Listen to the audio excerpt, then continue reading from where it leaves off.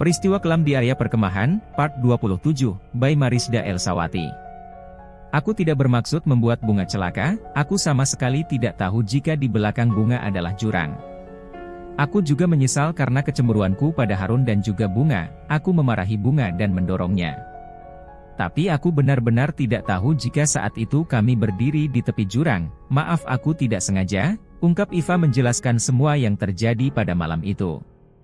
Tetap saja kau bersalah, karena aku harus kehilangan nyawa, ucap jin itu penuh amarah, ia melayang hendak menyerang Iva di atas sana. Dengan cepat, Kiai Abdul kembali menyabetkan tasbih ke arah jin itu, membuat jin itu tersungkur. Cukup, hentikan semua ulahmu, jika tidak aku akan, ucap Kiai Abdul, terpotong. Kau akan apa? Hahaha, tantang jin itu. Kini sosoknya telah berubah menjadi sosok kuntilanak, dengan kuku panjang yang runcing dan hitam. Sosok itu melayang hendak mencekik Kiai Abdul. Dengan cepat, Kiai Abdul menghindar, ia mengucapkan zikir dan kembali menyabetkan tasbih ke arah jin itu. Bismillah, ucap Kiai Abdul. Aargeg, teriak jin itu saat sabetan tasbih Kiai Abdul menghantamnya, percikan api muncul dari bagian yang terkena sabetan tasbih. Kiai Abdul terus-menerus menyabetkan tasbih kepada jin itu, dengan diiringi zikir dan membaca ayat kursi, percikan-percikan api membakar jin itu. Api yang semula kecil, kini telah menjadi kobaran yang besar. Bismillahirrohmanirrohim, Kiai Abdul kembali menyabetkan tasbihnya pada jin itu. 2R. Ledakan besar terjadi, Kiai Abdul gegas mengeluarkan sebuah botol kecil dari saku bajunya. Ketika Kiai Abdul membuka tutup botol itu dan mengerahkannya pada kobaran api yang tengah membakar jin yang ada di hadapannya, tiba-tiba kobaran api itu berubah menjadi asap hitam yang kemudian terhisap masuk ke dalam botol yang dipegang Kiai Abdul. Dengan cepat, Kiai Abdul menutup botol tersebut. Alhamdulillah, semuanya sudah selesai, aku akan melarung botol ini di Sungai Watu, ucap Kiai Abdul. Semua orang yang menyaksikan hal itu turut mengucapkan syukur. Part 28. Malam itu Pak Galih selaku guru menghubungi pihak kepolisian, melaporkan tentang penemuan kerangka bunga.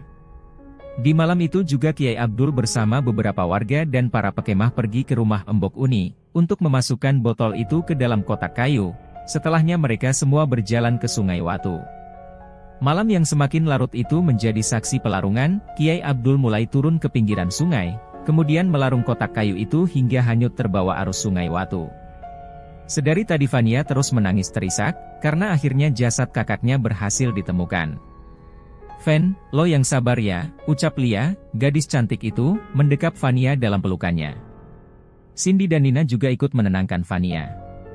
Iya, Fen. Lo yang sabar, seenggaknya setelah hari ini keluarga lu bisa makamin ke Abunga secara layak, ucap Nina, sedangkan Cindy mengusap-usap punggung Fania. Sejujurnya, Cindy memang tidak pandai mengucapkan kata-kata motivasi seperti Lia ataupun Nina. Tangyu ya kalian udah ada buat kue. Sebenarnya gue nangis karena terharu, guys. Setelah 1 tahun tanpa kejelasan, akhirnya jasad Kak Bunga berhasil ditemuin, ucap Fania, sambil menyeka air matanya.